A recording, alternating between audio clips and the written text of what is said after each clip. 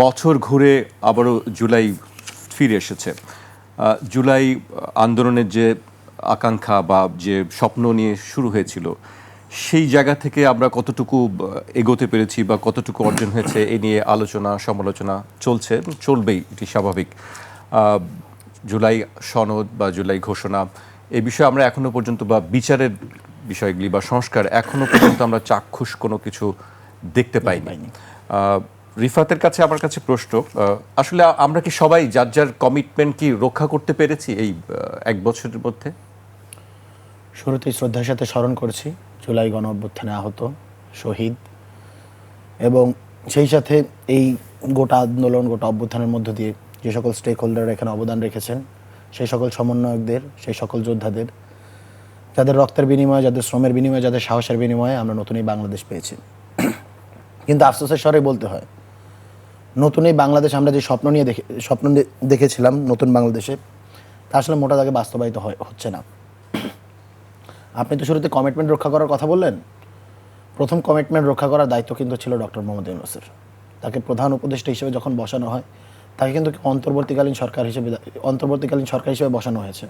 তাকে কিন্তু আমরা বলিনি যে আপনি ইলেকশন দেন, 3 মাসের মাঝে একটা দিয়ে চলে যান। একটা ইন্টারিম গভর্নমেন্টের দায়িত্ব আমার সেখানে ফিক্সড হয়ে গিয়েছিল। সেখানে বলা হয়েছিল বিচার এবং সংস্কারের মধ্য দিয়ে একটি জাতীয় নির্বাচন প্রদান, এবং জাতীয় নির্বাচনের প্রদানের মধ্য দিয়ে একটি যে নতুন বাংলাদেশ, গণতান্ত্রিক বাংলাদেশ, সেটি বিনির্মাণ। এখানে শর্ত দেওয়া হয়েছিল, এটি শুধুমাত্র ডক্টর ইউনূসের 8 তারিখের শপথের শর্ত না।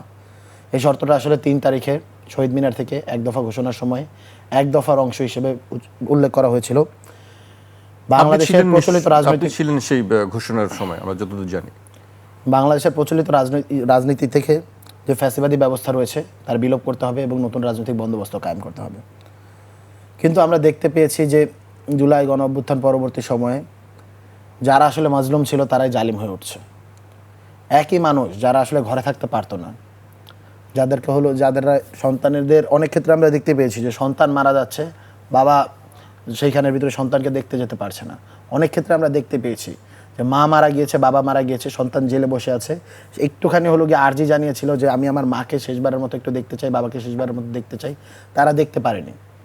ধান খেতে, পাট খেতে আমরা দেখতে পেয়েছি যে বনে বাদারে মশারি টাঙিয়ে আগুন পর্যন্ত জ্বালাতে পারতো না, মশা কামড়াতো। এরকম ঘটনা আমাদের আসলে চোখের সামনে রয়েছে। আমরা তো বাংলাদেশের মানুষ, আমরা এই ঘটনাগুলো দেখেছি। এই মানুষগুলো হুট করে জালিম হয়ে উঠছে। উপদেষ্টা মণ্ডলীর কথা যদি আমি বলি, এই উপদেষ্টা মণ্ডলীর মাঝে অধিকাংশের মাঝে যে জিনিসটা দেখা গিয়েছে, জুলাইকে কতভাবে নস্যাৎ করা যায় সেই প্রবণতা, সেটার একটা প্রতিযোগিতা তাদের মাঝে চলমান। অথচ তাদের উচিত ছিল জুলাইকে রক্ষা করা, জুলাইয়ের কমিটমেন্ট অনুযায়ী কাজ করা। যারাই উপদেষ্টা মণ্ডলের নিয়োগে কাজ করেছেন তাদের আসলে সব থেকে বড় যেই আমি বলবো, ভুল বলা যায় না, এটা একটা ঐতিহাসিক। সব উপদেষ্টাদের কি আপনি দায় দিবেন নাকি? আমি বলেছি যে অধিকাংশ উপদেষ্টা, দেখুন উপদেষ্টা মণ্ডলীরা যদি গিয়ে জুলাই গণ অভ্যুত্থানকে ধারণ করতেন, তাহলে জুলাই সনদের জন্য আমাদের মাঠে নামতে হয় না, জুলাই ঘোষণাপত্রের জন্য আমাদের মাঠে নামতে হয় না। আজকের দিনে এই যে শহীদ আহতদেরকে আমরা কি জবাব দিচ্ছি? এখন পর্যন্ত আপনারা দেখতে পাচ্ছেন যে শহীদেরা পর্যাপ্ত পুনর্বাসন হয়নি, শহীদ পরিবারগুলোতে আহতদের পর্যাপ্ত পুনর্বাসন হয়নি, অনেকে তো ট্রিটমেন্ট পর্যন্ত পায়নি। এই যে সমস্যাগুলো আমরা দেখতে পাচ্ছি, এগুলোর আসলে দায় গোটা গভর্নমেন্টের। সেই সাথে আমি নিজের দায়টাও স্বীকার করছি, বৈষম্য বিরোধী ছাত্র আন্দোলন আসলে অনেকগুলো দায় রয়েছে।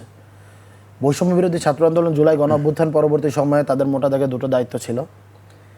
একটি হলো জুলাইকে যাতে জিন্দা রাখা যায়, জুলাইকে যাতে স্মরণীয় রাখা যায়, সেই জন্য দীর্ঘমেয়াদী প্রকল্প হাতে নিয়ে, দীর্ঘমেয়াদী লক্ষ্য হাতে নিয়ে জুলাইকে নিয়ে কনস্ট্রাকটিভ কাজ করা, যার মধ্যে দিয়ে জুলাই কেন্দ্রিক একটি রাজনীতি গড়ে উঠবে, জুলাই কেন্দ্রিক একটি রাজনৈতিক পরিসর গড়ে উঠবে, এবং সেই পরিসরের মধ্য দিয়ে বাংলাদেশের আগামীর যে রাজনীতি চালিত হবে, সেইটার সাথে সারা বাংলাদেশে জুলাই গণ অভ্যুত্থানের মধ্য দিয়ে যে একটা অর্গানিক লিডারশিপ গড়ে উঠেছে, সেই অর্গানিক লিডারশিপকে আমাদেরকে গিয়ে এনগেজ করা, তাদেরকে একসাথে বাঁধা। 2টো কাজই জরুরি ছিল, বাট ওই সময়ের বাস্তবতায় বিভিন্ন নানাবিধ প্রেক্ষাপটে 2 নম্বর কাজের দিকে আমরা বেশি ফোকাস করে যাওয়া আমরা দেখতে পেয়েছি। এখন জুলাইয়ের ইতিহাস নিয়েও নানাবিধ বিকৃতি কাটাছেড়া চলছে। যাদেরকে হয়তো বা 5 তারিখের আগে আমরা চিনতামও না, যাদেরকে আমরা ক্যামেরার সামনে দেখতে পাইনি, তারা একজন জুলাইয়ের মাস্টার মাইন্ড, জুলাইয়ের ইমাম হয়ে বসে রয়েছেন। এই ধরনের কাদা ছড়াছড়ি এবং জুলাইয়ের ক্রেডিট নিয়ে যত ধরনের নোংরামি এবং কাদা ছড়াছড়ি হয়েছে, জুলাই তো আসলে সবার। বৈষম্য বিরোধী ছাত্র আন্দোলন অ্যাজ আ প্ল্যাটফর্ম হিসেবে নেতৃত্ব দিয়েছে, কিন্তু এটা তো এখনো প্ল্যাটফর্মের অধীনে একক কোনো আন্দোলন হয়নি বা তাদের নেতৃত্বে একক আন্দোলনের নেতৃত্বে সরকার পতন হয়নি। এটা একটা গণ অভ্যুত্থান। গণ অভ্যুত্থানের নেতৃত্ব অবশ্যই থাকবে, ওই নেতৃত্বকে স্বীকারও করতে হবে। কিন্তু গণ অভ্যুত্থানে গণমানুষের যে অংশগ্রহণ, জনগণের যে সার্বজনীন একটি অংশগ্রহণের ব্যাপার রয়েছে, জনগণের প্রত্যেকটা জায়গা থেকে, প্রত্যেকটি ভাগ থেকে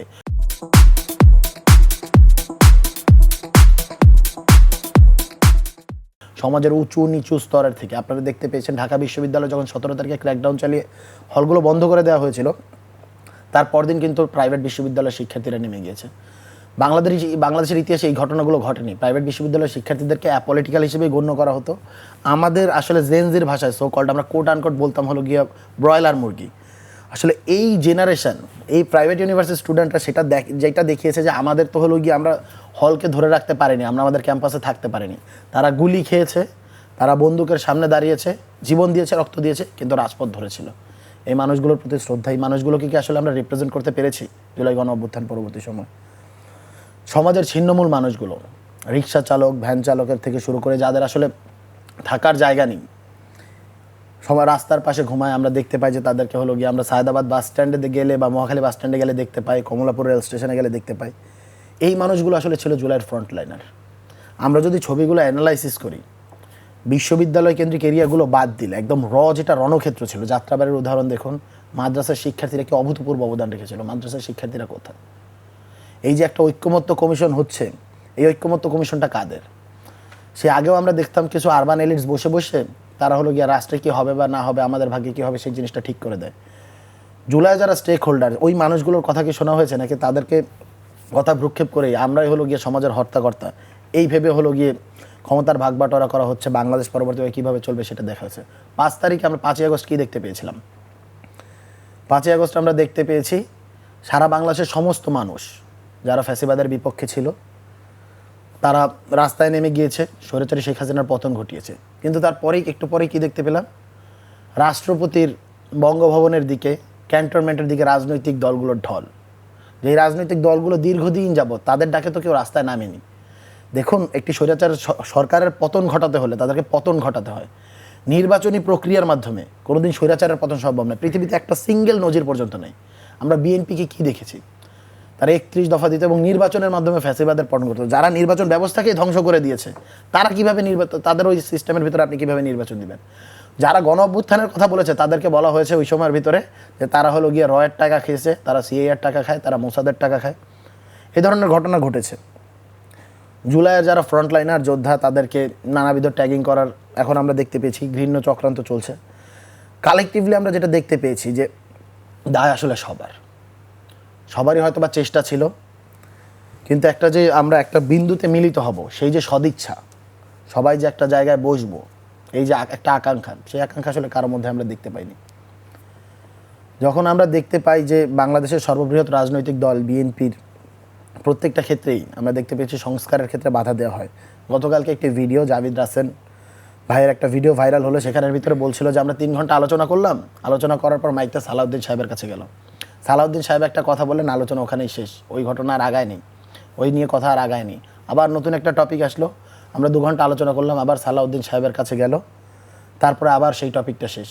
এই অবস্থা কেন রিফাত? আমি এই প্রশ্ন আসলে, এই অবস্থাটা কেন? আপনাদের একসময় আপনারা খুব শক্ত অবস্থানে ছিলেন সংস্কারের ব্যাপারে বা অন্য যেসব, সেই জায়গাটা কেন আপনারা যেতে পারেননি? দেখুন, সংস্কারের বিষয়ে আমরা এখনো শক্ত অবস্থানে রয়েছি, কিন্তু ওর একটা ঘটনা বা কোনো একটা জিনিস করতে হলে তো সংগঠনের প্রয়োজন।